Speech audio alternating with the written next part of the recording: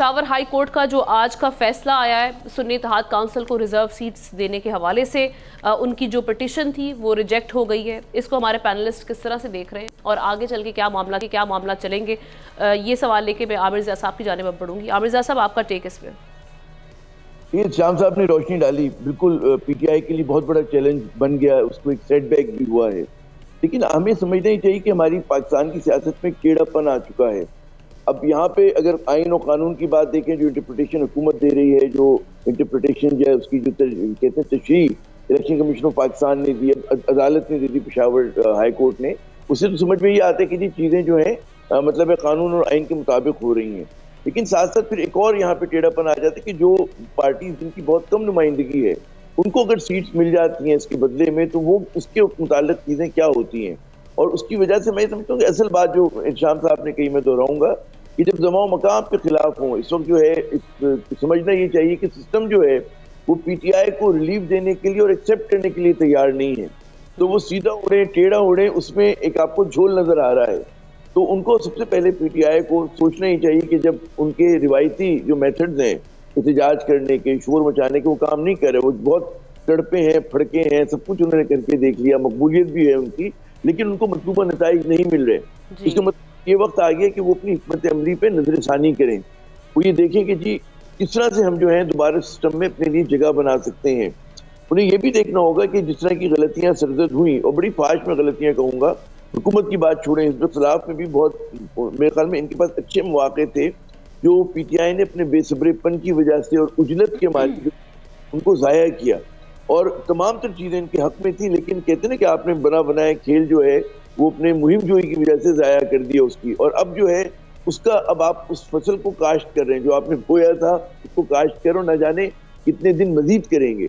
उसका एक ही तरीका है कि जनाब आप न सा बैक सीट लें, अपनी हिकमत अमली पर नजरसानी करें, देखें कि हम कैसे आगे बढ़ते हैं। तो सोचना पड़ेगा, क्योंकि जो अभी हिकमत अमली टैक्टिक जो है वो काम नहीं कर रही हैं, बल्कि जितना ज्यादा उसमें वो कहते हैं कि कोशिशें करें उतनी ज्यादा उलझते जा रहे हैं, उतनी मुश्किलात में इजाफा हो रहा है। तो मतलब है कि कोई गलती हो रही है या जो है उनको जगह नहीं मिल रही, तो फिर ज़ाहिर है आपको रीथिंक करना पड़ेगा ना। अगर आप नहीं रीथिंक करेंगे, आप कहते हैं गड्ढे को गहरा करेंगे तो और फंस जाएंगे उसमें। सही करना क्या है, ये उनकी जो थिंक टैंक है उनका काम है। बिल्कुल, तो हमारा जो थिंक टैंक यहाँ बैठा हुआ है बोल का अफराद, हमारा काम नहीं कि उनको मशवरा दें।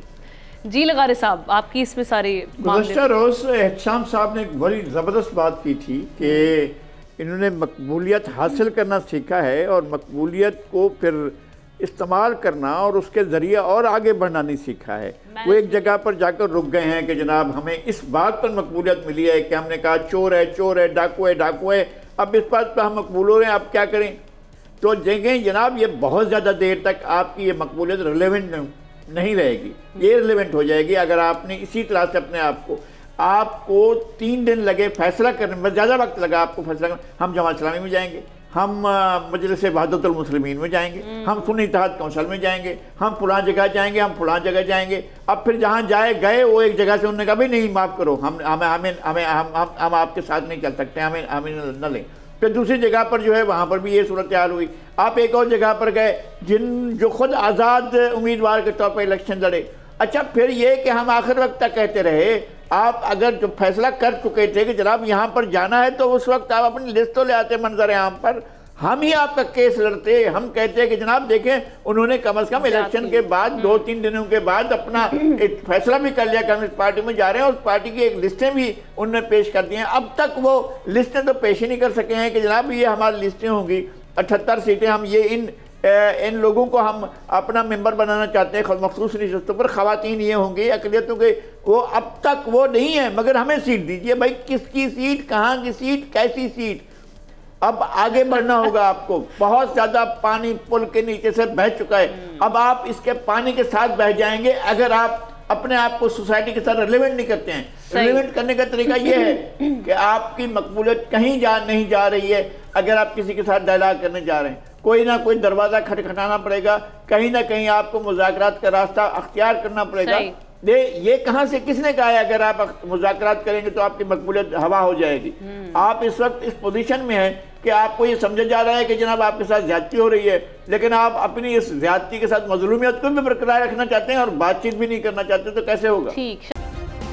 सब्सक्राइब करें और बेल दबाएं ताकि कोई खबर रह न जाए।